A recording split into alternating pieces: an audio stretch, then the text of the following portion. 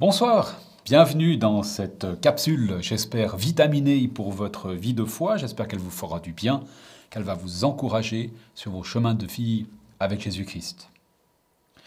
Il y a quelques années, je me suis retrouvé à un carrefour de vie professionnelle.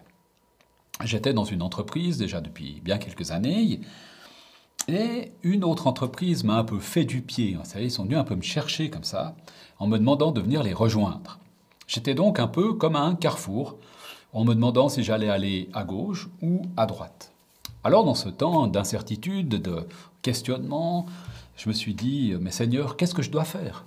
Qu'est-ce que je dois faire, Seigneur? Est-ce que je dois rester dans ce qui est connu, rassurant, où j'ai l'habitude, où je connais bien les choses, ou bien est-ce que je dois partir dans quelque chose qui me semblait plus motivant, qui me semblait un peu plus inconnu aussi, bien qu'il y avait bien des choses quand même que je connaissais déjà. Et je me souviens d'avoir entendu, si je peux dire comme ça, cette réponse du Seigneur, que tu ailles là ou là-bas, je te bénirai. Et j'ai dit, ça c'est une réponse mais juste géniale. Une réponse que j'aime en fait. Parce que le Seigneur te laisse libre de choisir ce qui te fait le plus plaisir. Il te responsabilise en même temps, c'est toi qui choisis ta voie, mais il t'assure sa présence et sa bénédiction. Magnifique, non ? Donc j'ai finalement choisi un peu le moins rassurant, qui était aussi un peu le plus motivant, le plus inconnu si je peux dire. Et le Seigneur vraiment nous a, avec Christine, largement bénis. Dans le job, d'une part, mais aussi dans la suite, cet employeur m'a financé pendant 5 ans mes études de théologie à la faculté, pendant mon master, et puis Christine a aussi travaillé à 70% pendant ce temps-là. Un cadeau juste génial. Quand nous avons mis en place la diffusion de ces vidéos, de ces capsules, il s'est établi une espèce de dialogue avec le Seigneur.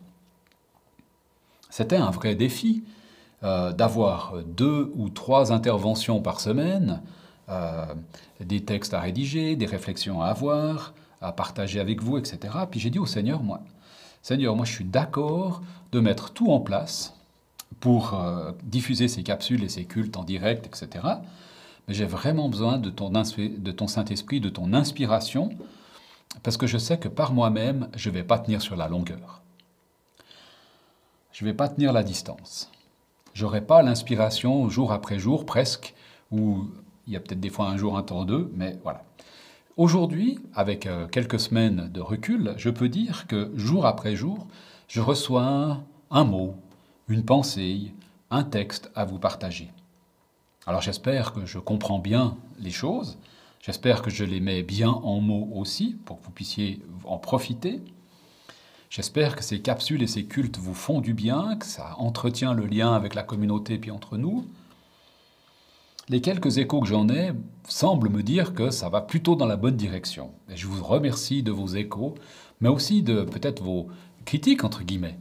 N'hésitez pas à prendre contact, à nous envoyer un petit message, à nous envoyer un petit mail ou à lancer un petit coup de fil. Ça fait toujours plaisir aussi que d'avoir des échos de vos parts.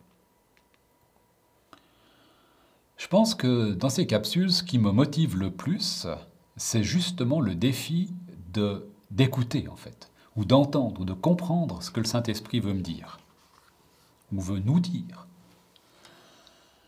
Dimanche passé, c'était un petit peu différent. C'est vrai que d'habitude, très souvent, c'est un mot qui me vient, ou une pensée, etc. Mais cette fois, pour dimanche passé, c'était un petit peu différent. C'est comme si le Seigneur il me disait, mais Claude, prends ta Bible et choisis un passage.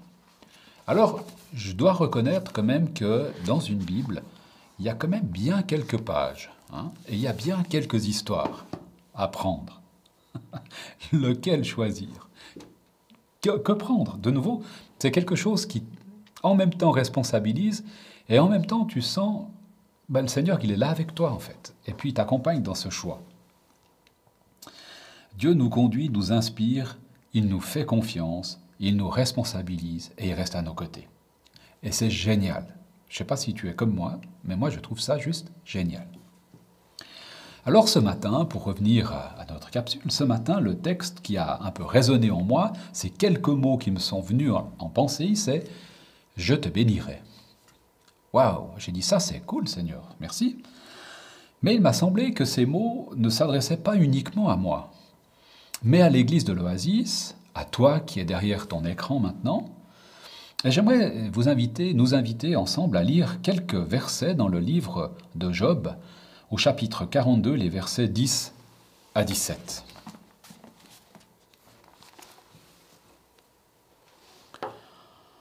Tandis que Job priait pour ses amis, le Seigneur rétablit sa situation.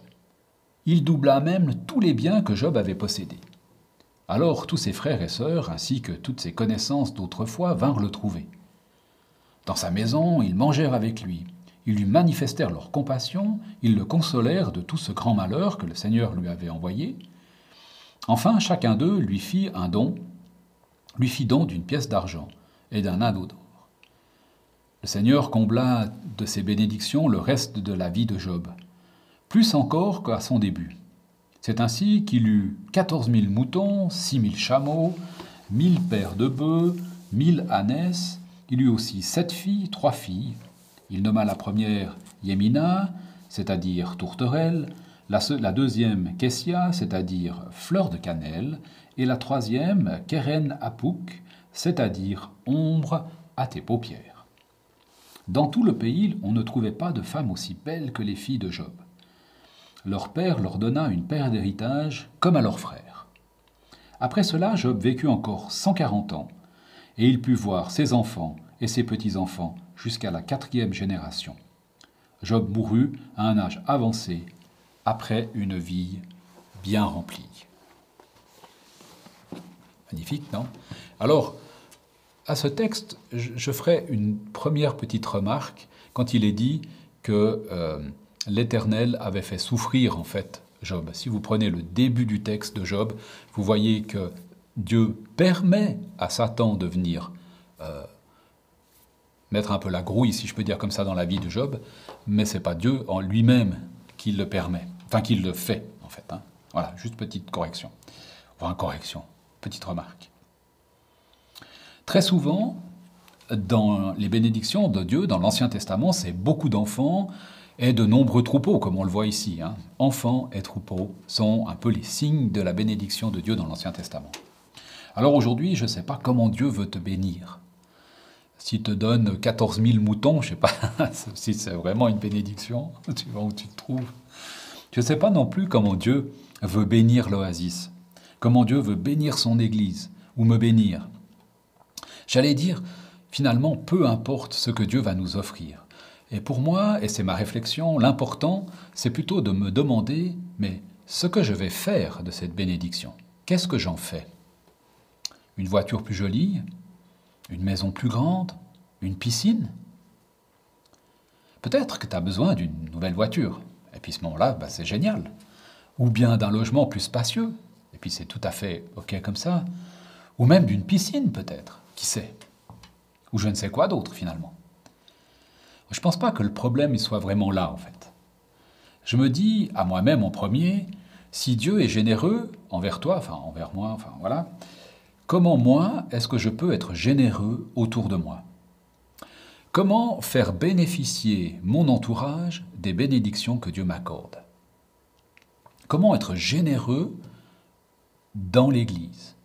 Comment, en tant qu'Église, bénie par le Seigneur, être généreuse dans ma ville, pour les gens qui y vivent? Comment est-ce que l'Oasis peut être aussi une bénédiction dans la ville de Morges, par exemple? Et j'aimerais t'inviter à déjà y penser maintenant, à y réfléchir.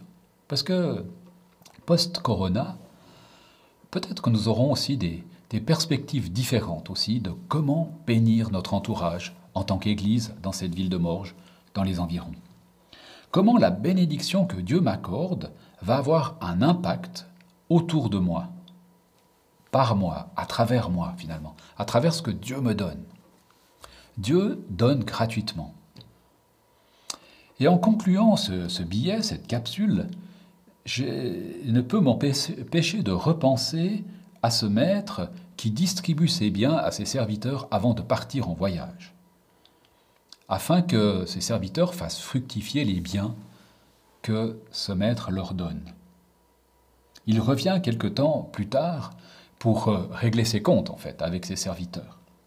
Et vous pouvez lire ce texte, il se trouve dans une version dans Luc 19, les versets 11 à 26, et puis dans une autre mouture un petit peu différente, dans Matthieu 25, les versets 14 à 30. Je vous laisserai les redécouvrir.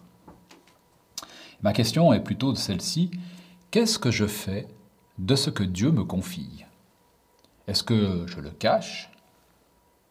Ou est-ce que je tente de le faire fructifier? Au risque peut-être même de le perdre. De mettre en œuvre ce qu'il me confie comme don. Ce n'est pas nécessairement de l'argent que Dieu nous donne, des enfants ou des troupeaux. Je ne sais pas ce que Dieu t'a offert comme don. Quel don Dieu t'a fait? Quel appel Dieu place sur ta vie? J'allais dire, et par rapport aux capsules précédentes, continue cette conversation avec Jésus. Cherche avec lui quel appel il place sur ta vie, quel don il te donne. Je redis encore que le conseil pastoral est à disposition, ou bien avec des amis, mais prends le temps de chercher quel appel Dieu place sur ta vie aujourd'hui, quelle bénédiction il t'accorde pour que toi, à ton tour, tu puisses bénir autour de toi. Ose mettre en œuvre les dons et bénédictions que Dieu te fait, pour sa gloire à lui.